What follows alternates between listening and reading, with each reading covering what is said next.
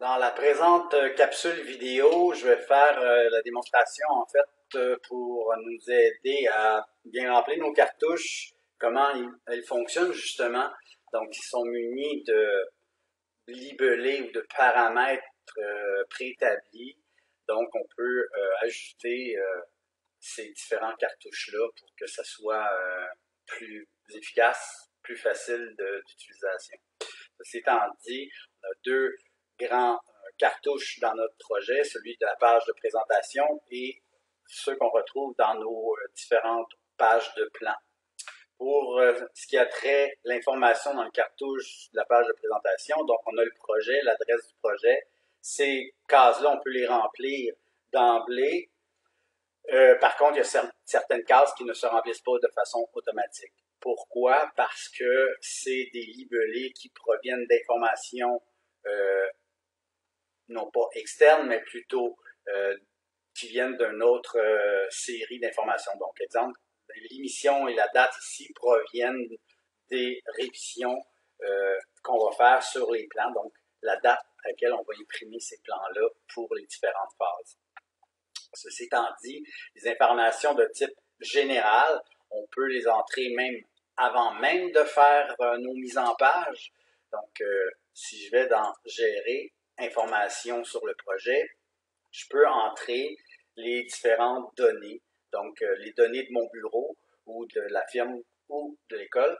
Donc ici, nom de l'organisation de CBN, description, nom du bâtiment, l'auteur, votre nom, le nom du projet, en fait, le nom du fichier, projet 1, projet bureau, donc vous donnez le nom que vous avez appelé votre fichier imprimé. Ce qui nous aide à retracer, à partir de nos imprimés, quel fichier correspond à ce projet-là. La version du gabarit utilisé automne 2017, date de fin de projet, donc la date de remise finale 4 ou 5 janvier, dépendamment du groupe, état du projet, nom du client, l'adresse du projet. Toutes ces informations-là, si je les rentre au préalable, ben en fait, je vais pouvoir les réutiliser. Ça reste dans la liste, si vous voulez, du dessin, donc à l'interne du dessin, et ces différents libellés-là, on va pouvoir les réutiliser, et c'est pour ça que les informations qu'on retrouve ici, on les a dans ce tableau-là. Donc, même titre que quand vous insérez une famille dans Revit, si vous insérez les informations, modifiez le type, vous allez entrer le modèle, la compagnie, etc., ben, ces informations-là sont enregistrées à quelque part. Donc, les informations sur le projet se retrouvent ici. Donc, en tout temps, je peux aller les modifier. Si j'ai fait une erreur, ça va les corriger partout dans mes cartouches. OK. Pour ce qui a trait à la zone émission et date, en fait, on va aller chercher l'info dans les révisions, donc les phases d'impression de notre projet, si on veut. Donc ça, je vais aller dans Vue, dans l'onglet Révision. Je vais pouvoir ajouter le nombre de fois que j'ai imprimé ce projet-là. Donc, première impression pour nous, ça va être les préliminaires. Deuxième, ça va être les finales. Dans un projet, on peut avoir les préliminaires pour faire la présentation du projet à nos clients, etc. Après ça, on va avoir la phase de soumission. Donc, après ça, la phase d'exécution. Puis après ça, dans le cours du projet, il peut y avoir d'autres impressions en cours de route parce qu'il y a eu des changements au chantier. Ceci étant dit, chaque révision aura un numéro, donc je veux les numéroter. La révision numéro 1, je veux qu'elle soit numérique, donc si ce n'est pas le cas, je veux faire des modifications. Moi, j'étais déjà inscrite, donc j'ai enlevé le petit crochet, ça va me permettre d'aller changer les valeurs. Donc ici, moi, je veux que ça soit numérique. Si c'est alphanumérique, ça va être ABCD. Donc, je veux les numéroter. La date à laquelle les préliminaires vont être mis. Donc, prochain cours, soit le 10/12/2018. Préliminaire, remis à, diffusé par. On verra qu'on peut changer l'appellation des colonnes éventuellement. Et je peux en rentrer une deuxième, donc ajouter, toujours numérique. La date finale de remise, en fait, qui sera votre date de remise, soit le 4 ou le 5 janvier, dépendamment du groupe. La version finale, remis à, et ce sera diffusé par vous-même. peux les diffuser, ces éléments-là. Donc, une fois que je les diffuse, je ne peux plus les corriger. Si jamais j'ai une correction à faire, j'enlève le petit crochet. OK. Je vois que dans ma page de présentation, j'ai toujours pas l'émission ni la date. Donc, en sélectionnant la feuille, dans mon tableau des propriétés, révision sur feuille, je veux que ça soit ma première phase qui soit affichée. Évidemment, si je coche la deuxième, ça va être automatiquement cette date-là qui va être inscrite. Okay? Puisque j'ai juste une émission à la fois dans ce cartouche-là. Pourquoi? Parce que c'est pour dire, en fait, c'est la version finale, d'exemple, ben, ça va être cette date-là qui va être inscrite. Okay? On va prendre toujours la plus récente des deux. C'est la version actuelle, finalement. OK. Préliminaire, date, excellent. Mon cartouche fonctionne très bien. Il me resterait à insérer la nomenclature de mes différentes pages et titres et mon petit 3D ici que je vais montrer dans ma page de présentation. Si je regarde le deuxième type de cartouche, on a un tableau dans lequel on devrait avoir les révisions.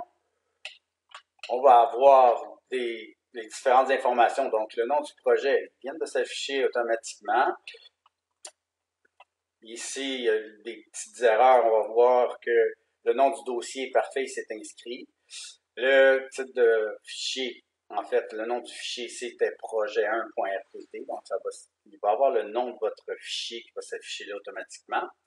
La date, on verra qu'on a plusieurs choix pour inscrire la date. Dessiné par, en fait, ça devrait être l'auteur. Donc, ici, c'était l'auteur qui est inscrit directement dans nos informations.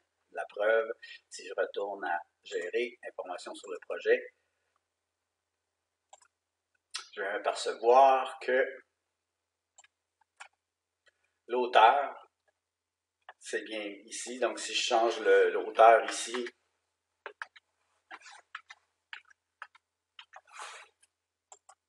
il va se changer automatiquement ici. Okay?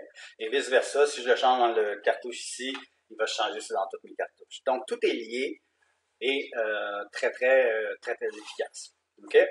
Je vais revenir à mes différentes révisions.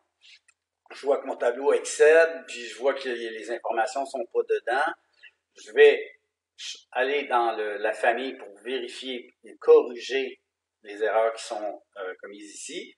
Donc, je double-clique sur ma famille de cartouches et je vais à nouveau double-cliquer sur l'onglet de mes révisions. Pourquoi? Parce que je vais aller voir l'information qui est à l'intérieur.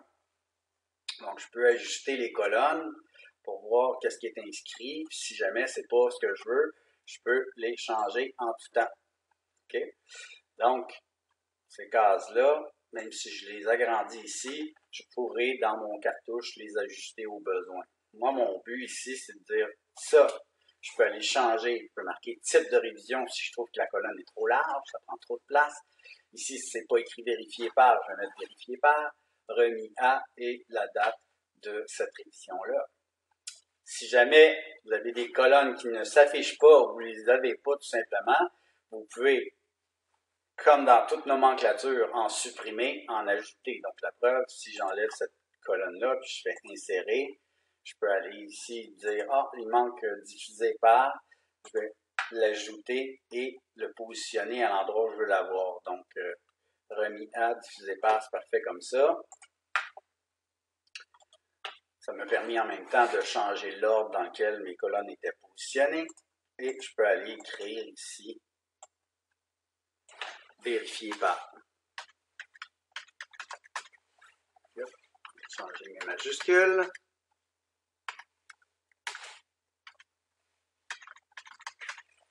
Comme ça. Je vais m'assurer que l'information dans mes colonnes est positionnée comme je le veux. Donc, si je prends la colonne A, l'alignement horizontal, je veux qu'elle soit centrée. Donc, je veux que le chiffre soit centré dans mon enregistré.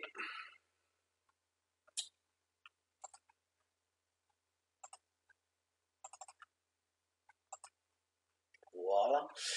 Et je vais faire ceci pour chacune de mes colonnes. Donc, je m'assure que chacune de mes colonnes, en cliquant dessus, je veux que l'information soit centrée. Donc, je peux faire ça. Ça va m'assurer que chacune des colonnes et l'information soit centrée. OK, j'enregistre ça.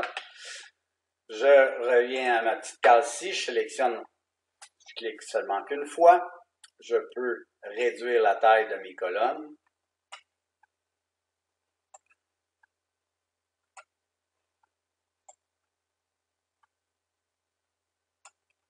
Donc, je la réduis au besoin et je vais m'assurer que ça entre dans ma largeur. J'enregistre le tout et mon cartouche se corrige et mes éléments sont centrés. J'ai toujours pas la version préliminaire qui s'affiche. Sur chacune de mes feuilles, je peux aller sélectionner la feuille et dans l'option révision, aller afficher l'étape à laquelle je suis rendu et ça va inscrire automatiquement. Bon, si je vois que ça excède un peu, ben je peux toujours aller réduire mes colonnes. Donc, même principe, là, je rentre dans ma case, ma date était un petit peu, il manquait un petit peu de place, je vais réduire, vérifier par, je vais la recharger.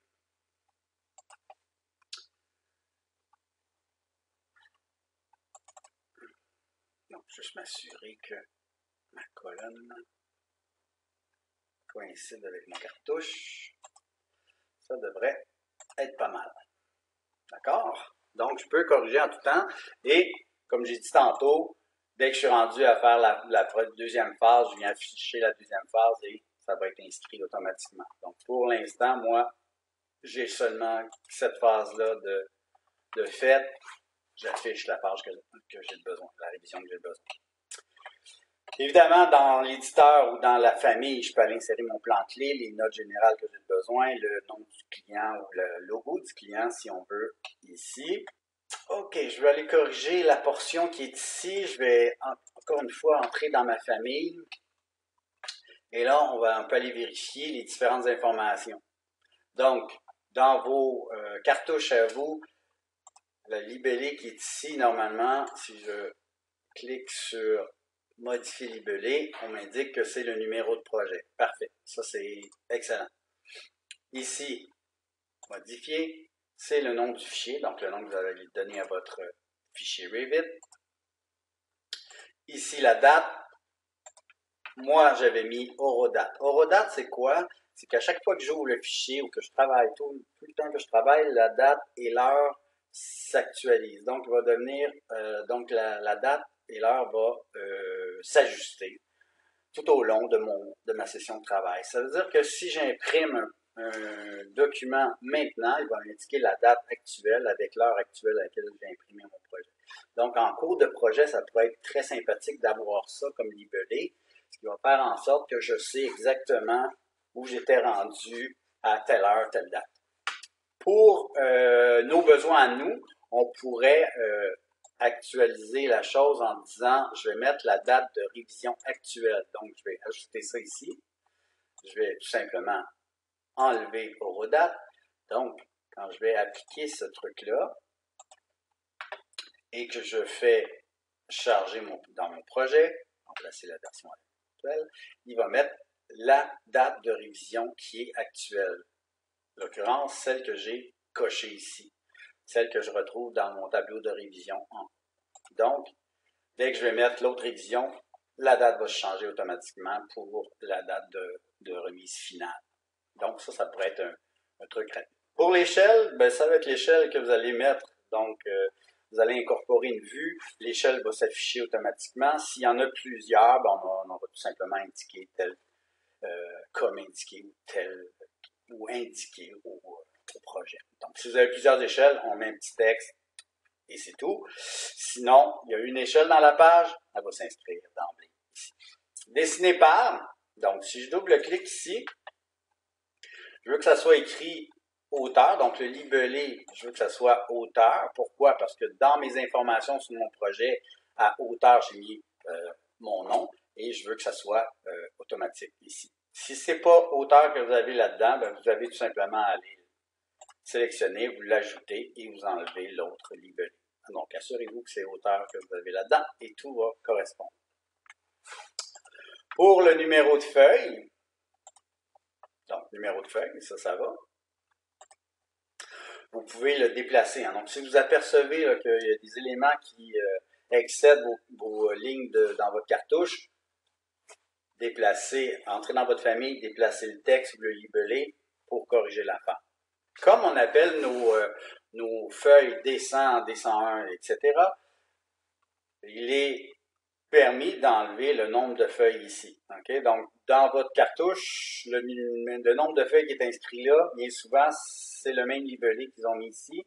Donc, vous pouvez carrément omettre cette portion-là, puisque on s'entend que si j'appelle mes feuilles D100 sur 10, ça ne me dit pas l'ordre dans lequel cette feuille-là va être positionnée. Ça m'indique le nombre de feuilles, oui, mais on s'entend qu'on a la liste des feuilles en page frontispice.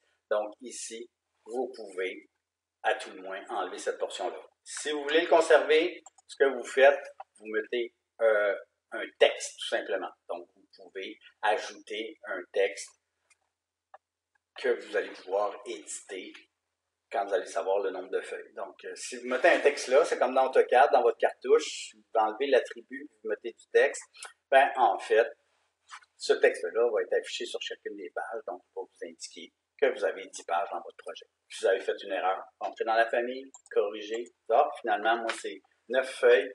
Ben, quand je vais charger dans mon projet, ça va être écrit 9 sur chacune de mes pages.